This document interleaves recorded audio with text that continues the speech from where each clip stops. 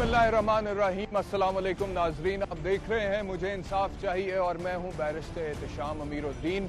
आज पूरी दुनिया में नाजरीन इस्लाम और मुसलमान को एक ख़ास नज़र से देखा जाता है। ख़ास तौर पे अहले मगरिब के सामने जब भी इस्लाम का या मुसलमान का नाम आता है तो फौरी तौर पर फंडामेंटलिज्म, एक्सट्रीमिज्म, टेररिज्म जैसी इस्तिलाहात का इस्तेमाल किया जाता है और एक शदीद रद्द अमल देखने को मिलता है।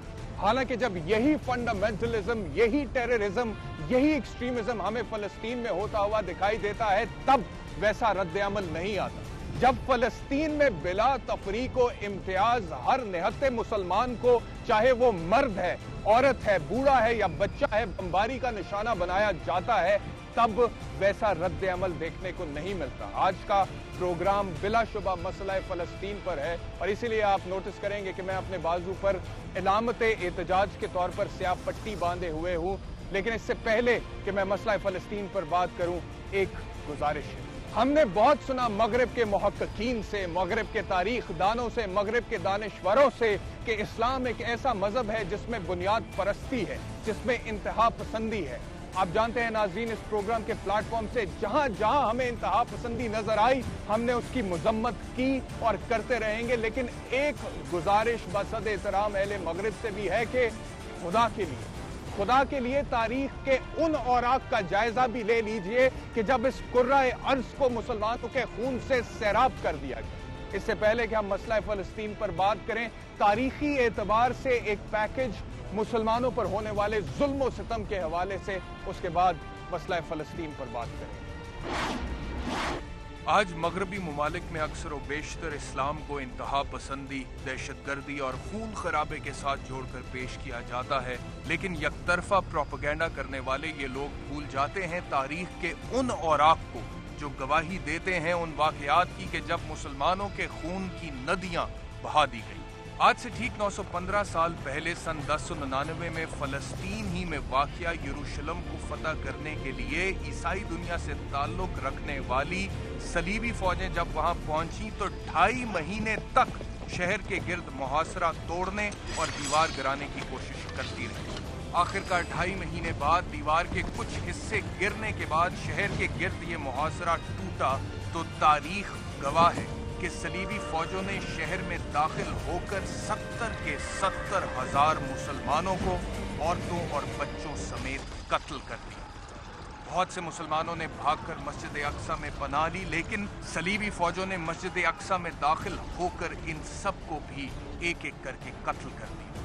तारीख लिखने वाले लिखते हैं कि यरूशलेम की गलियों में कत्ल किए जाने वाले मुसलमानों का खून पैरों के टखनों तक मौजूद था। ये तारीख का एक बाब है। आइए आपको तारीख के दूसरे बाब की तरफ लेकर चलते हैं। इसी तरह का एक और बाब हमें मंगोल बादशाह चंगेज खान के दौर का मिलता है, जिसके दौरे हुकूमत में मुसलमानों पर पाबंदी आयद की गई कि वो इस्लामी रसूमात पर अमल पैरा नहीं हो सकते। मुसलमानों को गुलाम कहकर पुकारा गया और मंगोल तौर तरीके अपनाने के लिए उन्हें मजबूर किया गया। जानवरों को इस्लामी तरीके से ज़िबा करने पर पाबंदी लगाई गई। इस पर जब मुसलमानों ने पहले एहतजाज और फिर बगावत की तो इसी बगावत को बुरी तरह से कुचल दिया गया। बादशाह जब चंगेज खान के पोते हलाकू खान ने फतूहात के लिए वस्ती एशिया का रुख किया तो एक बार फिर हजारों नहीं बल्कि लाखों मुसलमानों का खून बहाया गया। तारीख में दर्ज है कि खिलाफत अब्बासिया के दारुल हुकूमत बगदाद पर जब हलाकू खान की फौजों ने कब्जा किया तो लूट खसूट का बाजार गर्म हो गया। मसाजिद, महल्लात, लाइब्रेरियों और हस्पतालों को मुकम्मल तौर पर तबाह कर दिया गया। बगदाद की सबसे बड़ी लाइब्रेरी, जिसमें अनगिनत कीमती तारीखी दस्तावेजात के साथ इल्म तिब से लेकर इल्म फल्कियात तक किताबों का एक खजाना मौजूद था, उसे ना सिर्फ तबाह कर दिया गया बल्कि किताबों को दरिया में फेंक दिया गया। बताने वाले बताते हैं कि इन किताबों की तादाद इतनी ज्यादा थी कि इनकी सयाही से दरिया का पानी काला हो गया। जुल्म की ये दास्तान यही नहीं खत्म होती। बगदाद में बसने वाले मुसलमानों ने जब जान बचाने के लिए भागने की कोशिश की तो मंगोल फौजों ने ना सिर्फ इन्हें रोका बल्कि बहुत बड़े पैमाने पर इनका कत्लेआम हुआ। मुख्तलिफ अंदाजों के मुताबिक कत्ल किए जाने वाले मुसलमानों की तादाद 2 लाख से लेकर 10 लाख के दरमियान थी। रवायात में आता है कि मुसलमानों के उस वक्त के खिलाफत अब्बासिया के बादशाह अल-मुस्तसिम को गिरफ्तार करके पहले तो ये तमाम मनाजिर दिखाए गए और फिर घोड़ों तले रौंद कर कत्ल कर दिया गया।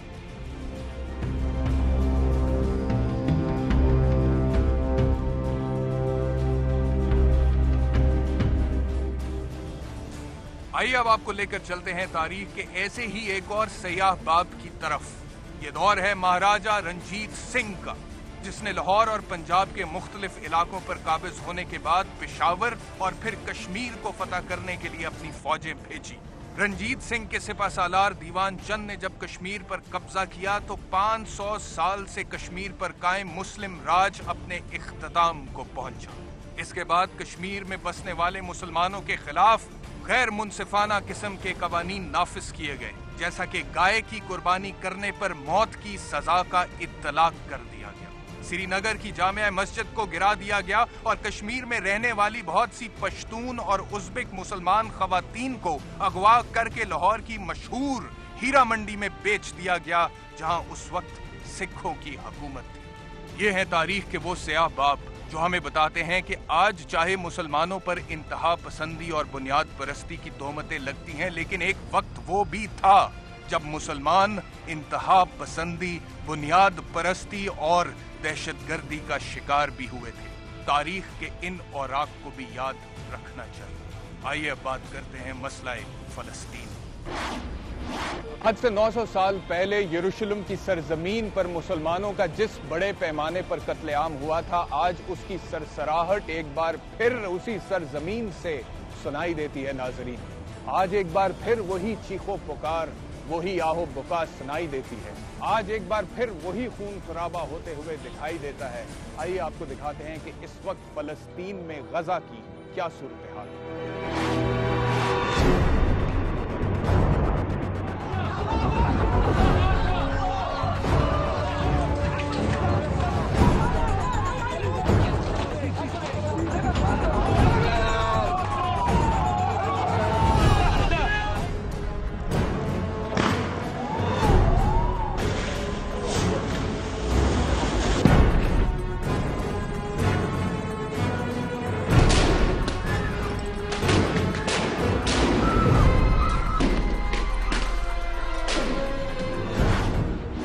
नाज़रीन, ये है गजा में होने वाले जुल्म और सितम की दास्तान। मेरा सिर्फ एक सवाल है आलमी दुनिया से, और वो ये है कि ये दहशत गर्दी, इंतहा पसंदी, बुनियाद परस्ती नहीं है तो फिर और क्या है? ये इंसानी हकूक की पामाली नहीं है तो फिर और क्या है? ये बैनुल अक़वामी कवानीन की खिलाफ वर्जी नहीं है तो और क्या है? ये मुसलमानों की नस्ल कुशी नहीं है तो फिर और क्या है? ये जुल्म सितम और बर्बरियत नहीं है तो फिर और क्या है? और अगर ये सब कुछ है, जैसा कि मैंने आपकी खिदमत में अर्ज किया, तो फिर आलमी दुनिया खामोश क्यों है? ये मेरा सवाल है।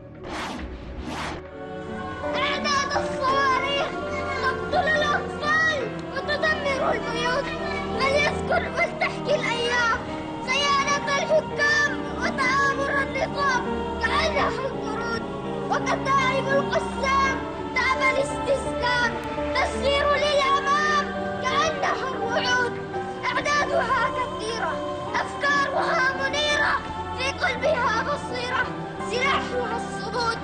فهيا يا أخوان نسير للأمام في جنة العدنان لنلحق الوفود. دماؤنا سكية، نفوسنا أبية، أرواحنا هدية لله المعبود. سلاحنا الإيمان، الصبر والسلوان، وندعو الرحمن أن يقبل الجهود. تكبير! الله أكبر!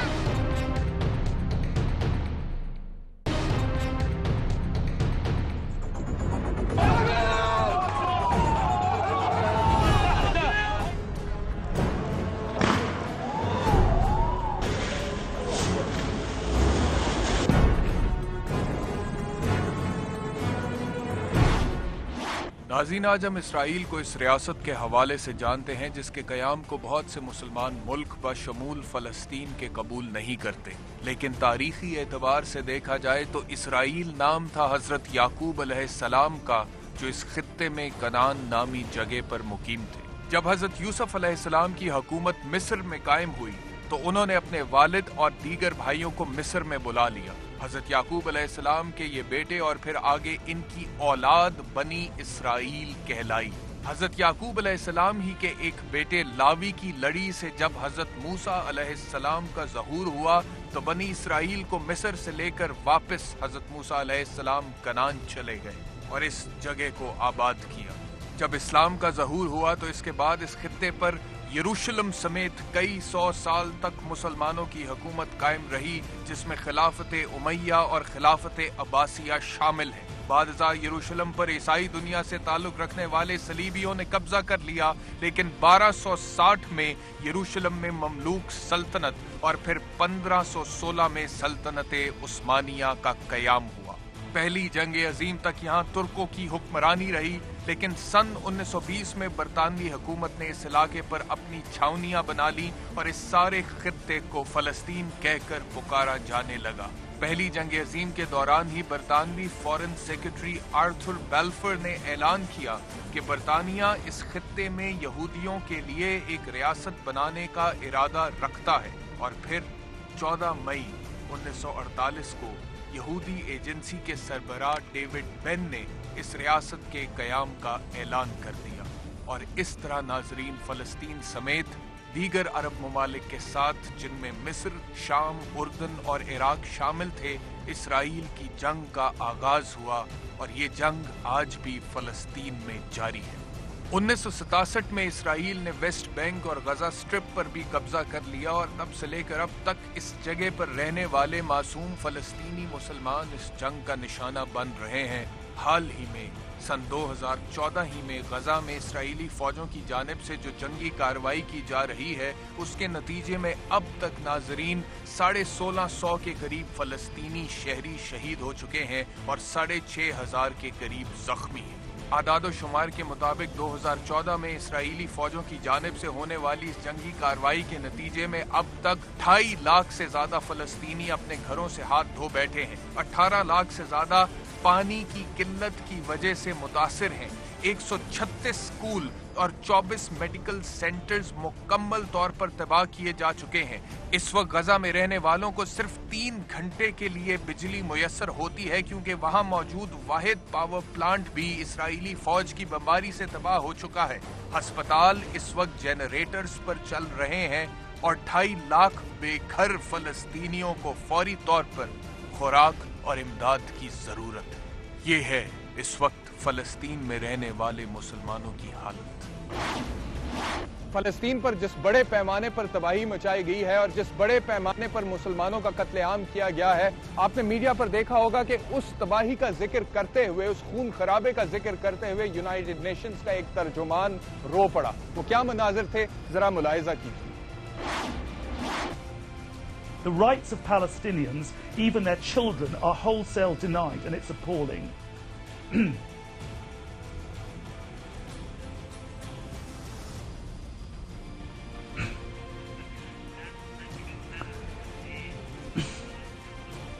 My pleasure.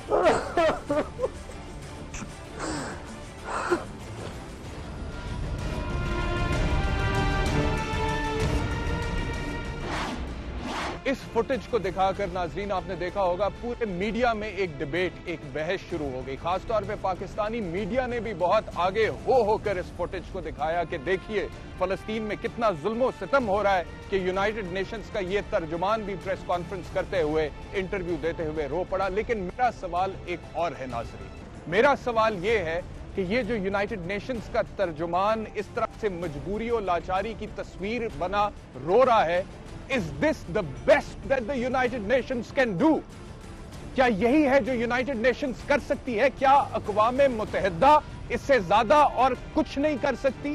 सिर्फ मजबूरी की, लाचारी की तस्वीर बनी बैठी सारी सूरत हाल देख सकती है और आंसू बहा सकती है। हमें इससे ज्यादा करने की जरूरत है इस जुल्म और सितम को रोकने के लिए।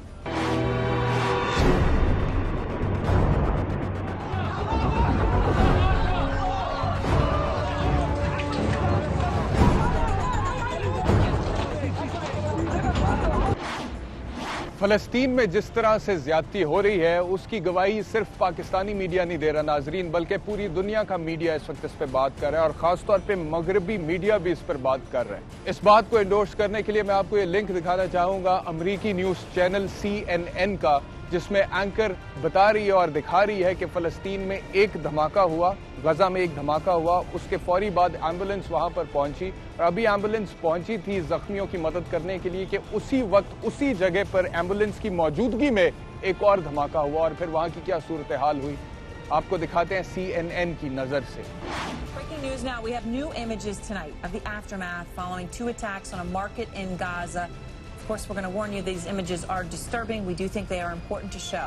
In the video that we are now going to roll, you can hear and see ambulances racing to the scene after the first attack. Then, seconds later,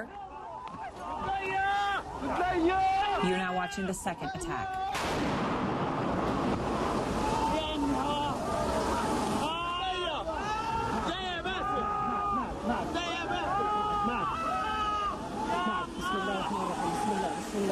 The journalist shooting this video was injured after the strike. He sustained serious shrapnel injuries to both his feet and his torso. To give you a sense of what happened to those around him, his assistant then picked up the camera and continued to shoot.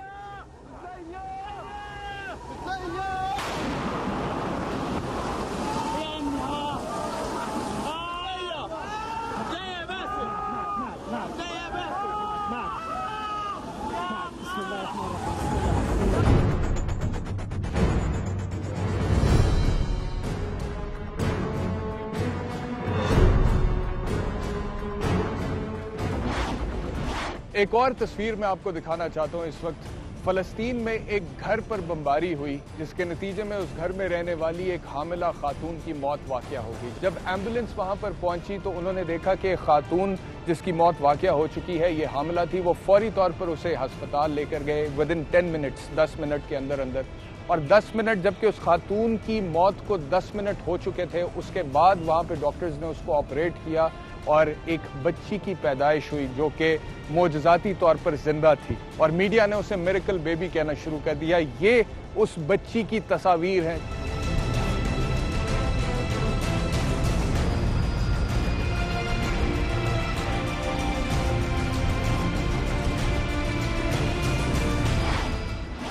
ये बच्ची जिसे media miracle baby कहता रहा, सिर्फ 4 या 5 दिन अस्पताल में जिंदा रही और उसके बाद बदकिस्मती से अस्पताल की जो इलेक्ट्रिसिटी की सप्लाई थी, क्योंकि वो शट डाउन हो गई, उसे मुनक़ता कर दिया गया। लिहाजा ये बच्ची इनक्यूबेटर में सर्वाइव नहीं कर सकी और इसकी भी मौत वाक़या हो गई। ये है जुल्म और सितम नाज़रीन जो इस वक्त फलस्तीन में हो रहा है।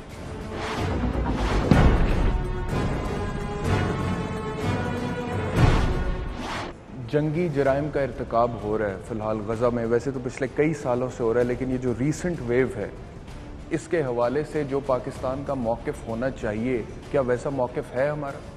इजराइल जो है वो समझता है कि बुनियादी तौर पर वो भी उसी रेटोरिक पे और उसी प्रेमाइस पे ये हरकत कर रहा है कि दहशतगर्दों के खिलाफ लड़ रहा है और उसके ऊपर पूरी इंटरनेशनल कम्युनिटी ये समझती है कि ये बेसिकली 2 मुल्कों की जंग नहीं है, ये बुनियादी तौर पर इजराइल की एक दहशतगर्दों के खिलाफ जंग है और इसके ऊपर हमारी 15 साल खामोशी ने ये मकाम लेके आई। लेकिन ये बात तो अब सामने आ गई ना, इवन कि जो वेस्टर्न मीडिया है वो ये दिखा रहा है कि वहाँ पर जो बॉम्बिंग हुई है उसके नतीजे में सिविलियंस भी जो हैं शहीद हुए हैं, उसमें औरतें, बूढ़े, बच्चे सभी आते हैं। तो ये कहाँ के दहशतगर्द? देखें आप, क्या फरूजा में, क्या बगदाद में बच्चे औरतें नहीं शहीद हुए थे?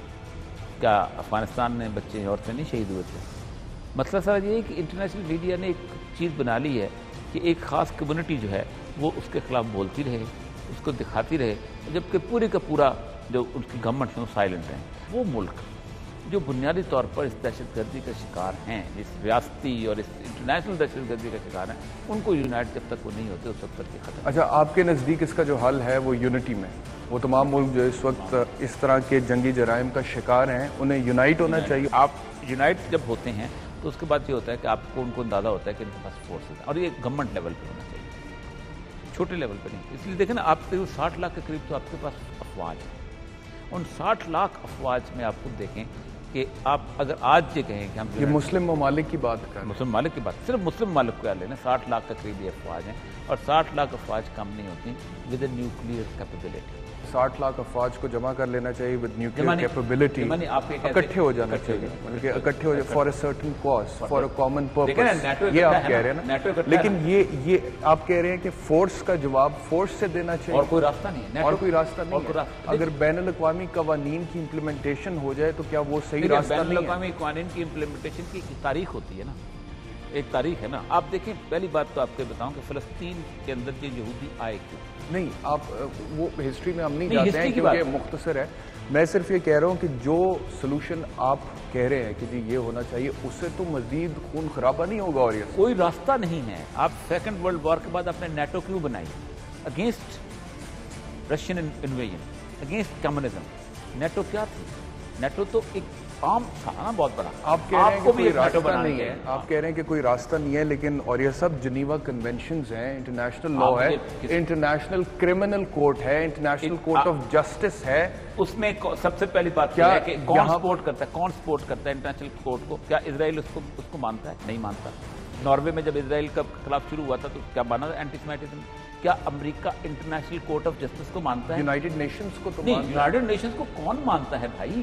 یونائٹڈ نیشنز کی 500 سے زیادہ قراردادیں ہیں کہ جس کو امریکہ نے ویٹو کیا. اسرائیل کا جس طرح سے ان اداروں کو مؤثر ہونا چاہیے تھا، اس طرح سے یہ ادارے تاریخ میں مؤثر نہیں رہے ہیں.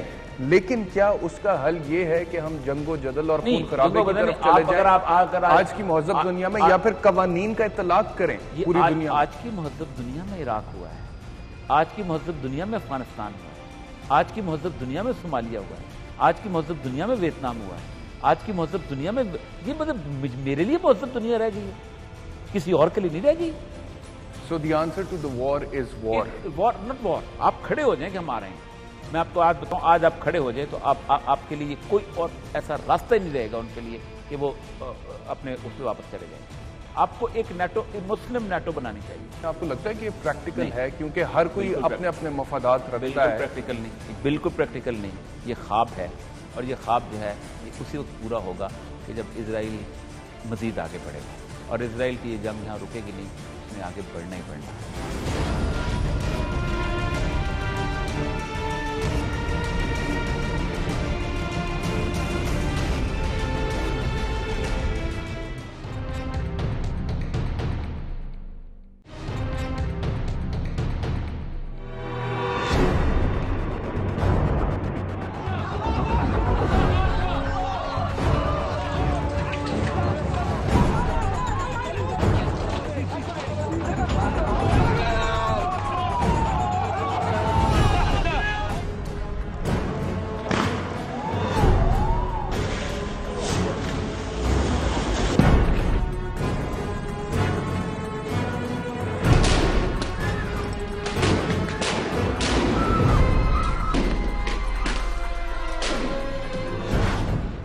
اس وقت حال ہی میں غزہ پہ جو اسرائیلی فورسز کا اٹیک ہوا ہے، اس میں کون کون سے وار کرائمز کمٹ ہوئے ہیں اسرائیلی فورسز کی جانب سے؟ کن جنگی جرائم کا ارتکاب ہوا؟ دیکھیں، بہت لمبی لسٹ ہے، لیکن میں آپ کو جو بہت بڑی آبویس جو ان کی جنگی جرائم کی جو وائلیشنز ہوئی ہیں ان کا بتا دیتا ہوں. سب سے پہلے تو اگر آپ یہ تسلیم بھی کر لیں کہ اسرائیل نے اپنے سیلف ڈیفنس میں، جو کہ ان کو اختیار اور حق حاصل ہے بین الاقوامی قانون کے مطابق، اگر انہوں نے اس کا بھی اختیار کیا ہے تو اس کا بھی ایک طرز اور ایک طریقہ ہوتا ہے اس طاقت کو استعمال کرنے کا. اپنے دفاع کا بھی اپنے دفاع کا بھی ایک بہت ویل ڈیفائنڈ انٹرنیشنل لا کے اندر طریقہ ہے، اور وہ جنیوا کنونشنز کا جو لا ہے، فریم ورک جو ہے، وہ اس کے اوپر اپلائی کرتا ہے. اور جنیوا کنونشنز کے اندر یہ بات بہت واضح ہے کہ آپ پہلے تو جو آپ طاقت کا سیلف ڈیفنس میں استعمال کریں گے وہ پروپورشنیٹ ہونا چاہیے. پروپورشنیٹ کا مطلب ہے کہ اگر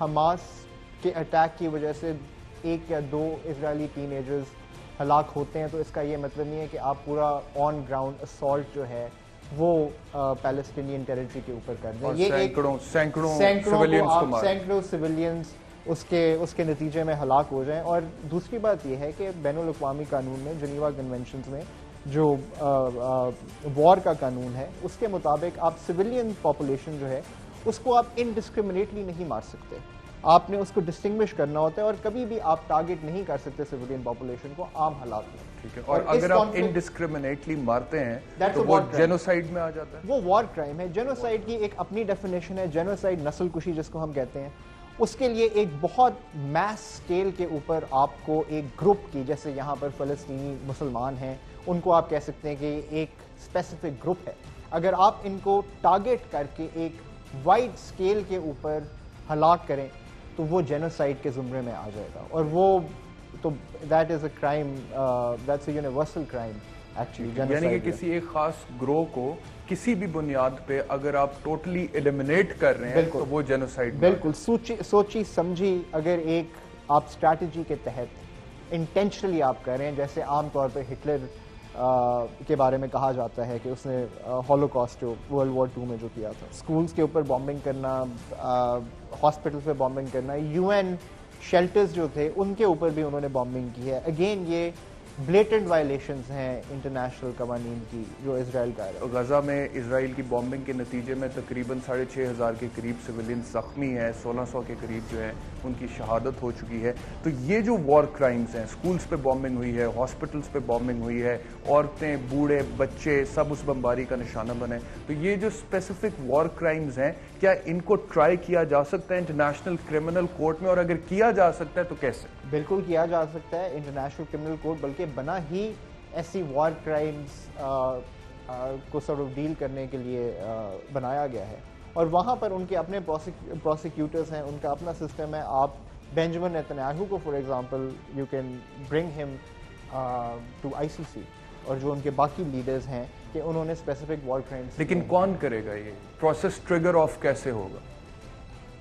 जेनोसाइड जो है या जो वॉर क्राइम्स की जो वायलेशन है, इसके ऊपर हर स्टेट जो है उसकी जुरिस्डिक्शन है, क्योंकि ये यूनिवर्सल क्राइम्स तस्लीम किए जाते हैं। तो कोई भी मुल्क, जैसे मैं आपको एग्जांपल देता हूँ, पिनोशे चिली का डिक्टेटर था, उसको स्पेनिश प्रोसिक्यूटर जो था उसने भी वॉर क्राइम्स के लिए प्रोसिक्यूट करना चाहा, और उसको इजाज़त भी एक हद तक दे दी गई थी यूके की अथॉरिटीज़ ने।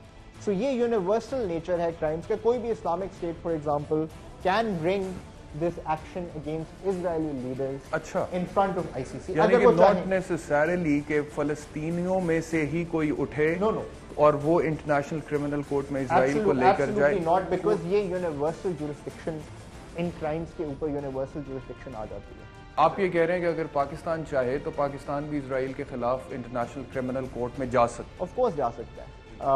कोई भी मुसलमान मुल्क जा सकता है। कोई भी मुसलमान मुल्क या कोई गैर मुस्लिम ममालिक मुल्क भी अगर चाहे तो वो जा सकता है। और आपके ख्याल में जाते क्यों नहीं है? आपके ख्याल में जाते क्यों?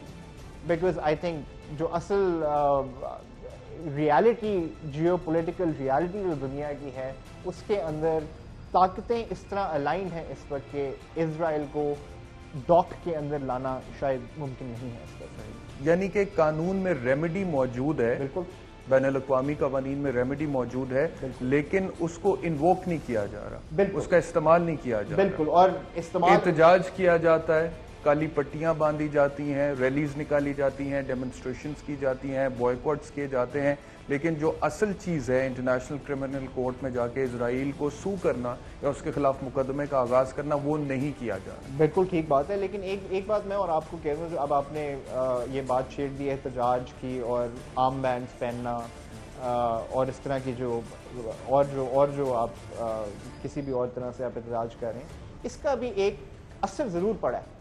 असर ये पड़ा है कि इजराइल की जो रेपुटेशन है in the international community of states, उसके ऊपर बहुत मनफी असर पड़ा है इसका।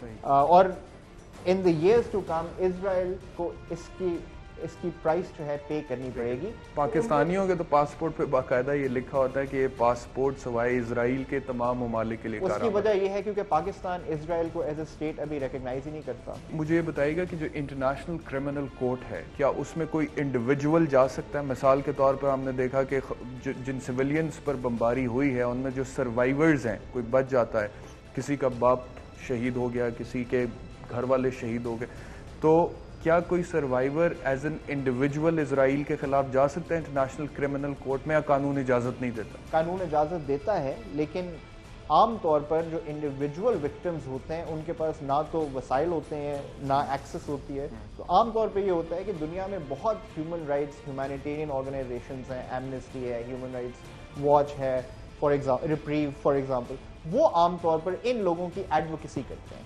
اور وہ آئی ایم پریٹی شیور کہ کسی پوائنٹ کے اوپر کسی وکٹم کا، کوئی سروائیور کا یا کوئی ریلیٹیو جو ہے وہ ان گروپس ایڈوکیسی گروپس کے تھرو آئی سی سی کے اندر جانے کی کوشش ضرور کریں گے ضرور. لیکن ابھی تک کوئی کامیاب نہیں ہوا. ہو بھی سکتا ہے، ابھی تو وہ نہیں لے کے آپ کے علم میں کوئی ایسا کیس، جتنی آپ کی ریسرچ ہے انٹرنیشنل لاء میں، کیا کسی این جی او نے کسی سروائیور کو، انڈیویجول کو مدد کی انٹرنیشنل کرمنل کورٹ میں جانے میں؟ اور انٹرنیشنل کرمنل کورٹ کے علاوہ European court of human rights جو ہے وہاں پر بھی آپ لے کے جا سکتے ہیں. لیکن کیا ابھی تک ایسا ہوا ہے؟ European court of human rights میں ہوتا ہے. انٹرنیشنل کرمنل کورٹ کا ایک کامن کرٹیسزم یہ ہے کہ ابھی تک مور اور لیس وہ جو ہے ویسٹرن آپ کہہ لیں جو ورلڈ ہے اس کے جو لیڈرز ہیں یا اس کے جو ملٹری کمانڈرز ہیں ان کو انہوں نے کبھی بھی ٹرائی نہیں کیا. اور ابھی تک کیونکہ بڑی ریسنٹ ایک یہ ڈیولپمنٹ ہے، just in there for about 10 سال بھی نہیں ہوئے ہوں گے ابھی آئی سی سی کو بنے ہوئے. تو انہوں نے ابھی تک جو ان کا فوکس رہا ہے وہ افریقن وار لارڈز ہو گئے، ڈکٹیٹرز ہو گئے، ان کے اوپر رہے. تو یہ ایک ان کے خلاف فیصلے آئے ہیں، ان کے خلاف فیصلے آئے ہیں. ٹھیک ہے، لیکن ویسٹرن کنٹریز میں سے کسی کے خلاف ابھی تک آئی تھنک کوئی پروسیڈنگ بھی نہیں چلی. نو، ناٹ یٹ. اور اس کی وجہ یہ ہے کہ جو لوگ عام اس کو کرٹیسائز کرتے ہیں وہ یہ کہتے ہیں کہ اٹس جسٹ اے کورٹ. اچھا، اقوام متحدہ کچھ کر سکتی ہے؟ Security council of the United nations وہ کچھ کر سکتی ہے؟ سیکیورٹی کاؤنسل کے پاس بہت اتھارٹی ہے under the U N charter to maintain global peace and security. اب پہلی بات ہے کہ یہ کیا گلوبل پیس اینڈ سیکیورٹی کا ایشو ہے یا نہیں؟ بالکل ہے. لیکن سیکیورٹی کاؤنسل کے اندر ریزولوشن کے پیسج کا ایک طریقہ ہے، وہ بھی چارٹر میں لکھا ہوا ہے. اور اس کے اندر آبویسلی آپ کو پتہ ہی ہوگا جب تک 5 پرماننٹ پاورز، جو 5 پرماننٹ ممبرز سیکیورٹی کاؤنسل کے جو ہیں، جن میں United States, Russia, China, United kingdom اور فرانس آ جاتے ہیں، جب تک یہ 5 یس نہیں کہتے کسی بھی ریزولوشن کے اوپر، وہ پاس نہیں ہو سکتی.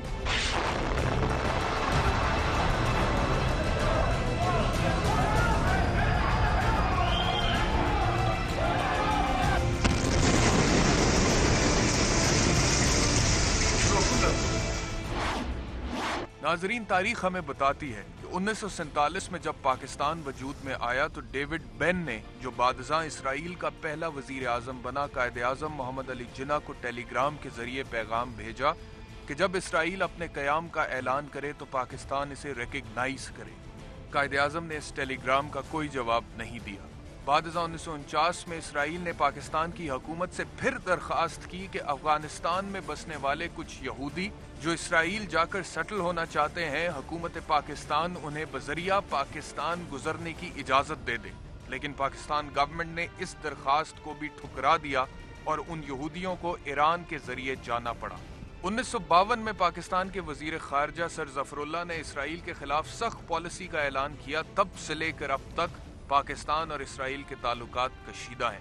اسرائیل بھی پاکستان کو ایک دشمن ریاست تصور کرتا ہے اور اپنے شہریوں کو پاکستان جانے کی اجازت نہیں دیتا. اسرائیل کے قانون کے مطابق اسرائیل کے کسی بھی شہری کا حکومت اسرائیل کی اجازت کے بغیر پاکستان جانا قانونی جرم ہے، جس کی سزا بھی ہے. بین الاقوامی صحافی ایڈرین لیوی اور کیتھرین سکاٹ اپنی کتاب ڈسیپشن میں لکھتے ہیں کہ 80 کی دہائی میں عراق کا نیوکلیر پلانٹ تباہ کرنے کے بعد اسرائیل کہوٹا میں موجود پاکستان کے نیوکلیر پلانٹ پر بذریعہ ہندوستان حملہ کرنا چاہتا تھا، جس کی تمام پلاننگ ہو چکی تھی. لیکن آخری وقت میں اندرا گاندھی نے پاکستان اور ہندوستان کے درمیان نیوکلیر جنگ کے خوف سے اس پلان سے بیک آؤٹ کر دی. ناظرین، آج کے پروگرام کا مقصد اس حوالے سے شعور اجاگر کرنا تھا کہ اگر فلسطین میں معصوم شہریوں کا قتل عام ہو رہا ہے، اگر مسلمانوں کی نسل کشی ہو رہی ہے، اگر اسکولوں اور ہسپتالوں پر بمباری ہو رہی ہے، اگر عورتوں، بوڑھوں، بچوں سب کو بلا تفریق و امتیاز قتل کیا جا رہا ہے، تو بین الاقوامی قوانین کی روح سے یہ سب جنگی جرائم ہیں. जिनकी बाकायदा सजाएं भी मौजूद हैं। जरूरत इस अमर की है कि इन बैनुल-अक़वामी कवानीन का इत्तलाक किया जाए। जरूरत इस अमर की है कि इन बैनुल-अक़वामी कवानीन के साथ साथ international criminal court, international court of justice और अक़वाम मुत्तहिदा जैसे इदारों को भी फाल और मौसर बनाया जाए, ताकि जुल्म व बर्बरियत का शिकार होने वाले मजलूमों को एक तरफ तो इंसाफ मिल सके और दूसरी तरफ हम सब एतमाद के साथ कह सकें कि आज की दुनिया मुहज़्ज़ब है।